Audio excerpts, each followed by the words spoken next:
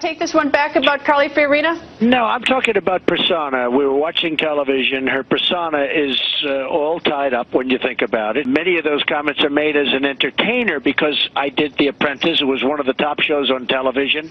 I decided not to do it again because I wanted to run for president, but some comments are made as an entertainer, and as everybody said, as an entertainer is a much different ballgame. I am the entertainer. I could do Billy Joel, but you don't want me to. All right, welcome back, folks, on this 9/11 special. We get off topic a little bit here to talk about the events of the day with the Malzberg panel. Carol Roth, CNBC contributor and author of the New York Times bestseller, The Entrepreneur Equation. And Elura Nanos, she's an attorney and author of How to Talk to Your Lawyer. All right, ladies, let's start with you, Carol. Donald Trump trying to explain what he said about Carly Fiorina. I got to tell you, the latest poll, granted before this, shows that he's gaining with women and Hillary's losing with women. Absolutely. I mean, Donald Trump can basically say anything, and there's a line that says, offensive or not, Donald Trump isn't wrong, and a lot of times that's the case. He's saying the things that people are thinking, sometimes not what they're thinking, but he is anti-establishment. He is really, that guy who's going to be tough, and it's what people want, and women want that. They want to have somebody who speaks their mind, even if it's a little bit offensive to women in some cases. He's also equally offensive to men, so it's not like he is just a misogynist. And he can, frankly, Steve, I think he can say whatever it is he wants. It's on brand for him, but what he stands for is what's making him so popular with people. Right. Elura, I thought he was done after McCain.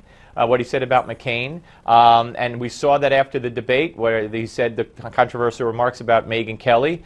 His poll numbers kept soaring. And I think they're going to keep soaring.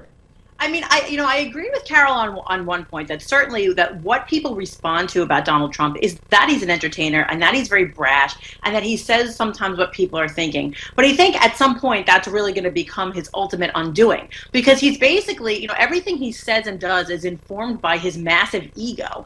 Everything he says is about, he's better than women because he's a man, and he's better than minorities because he's white, and he's better than immigrants because he's American, and he's better than the rest of us because he's rich.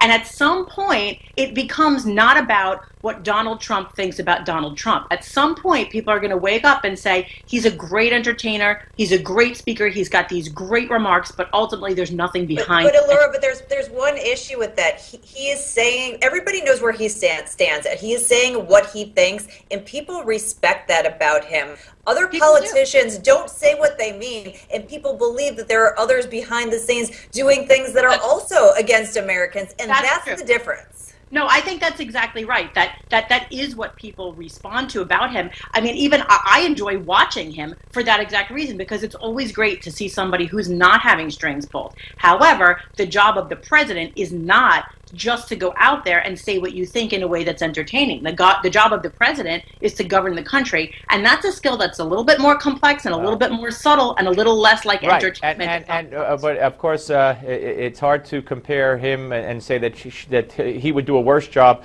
than the person who the first word that comes to mind when they're asked about her is liar and dishonest. And that would be Hillary Clinton, whose numbers have fallen. She now has a 10-point lead among Democrats for the Democratic nomination. That's fallen tremendously. And in a head-to-head matchup with Ben Carson, she loses, according to CNN, 51-46. She's tied with Trump at 48. She's tied with Bush.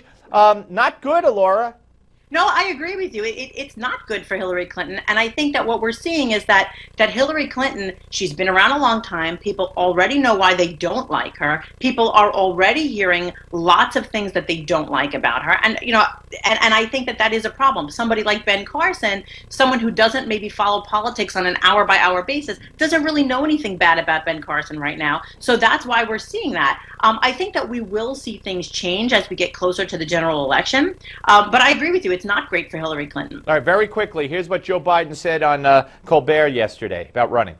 I don't think any man or woman should run for president unless, number one, they know exactly why they would want to be president, and two, they can look at the folks out there and say, I promise you, you have my whole heart, my whole soul, my energy, and my passion to do this. And I'd be lying if I said that I knew I was there.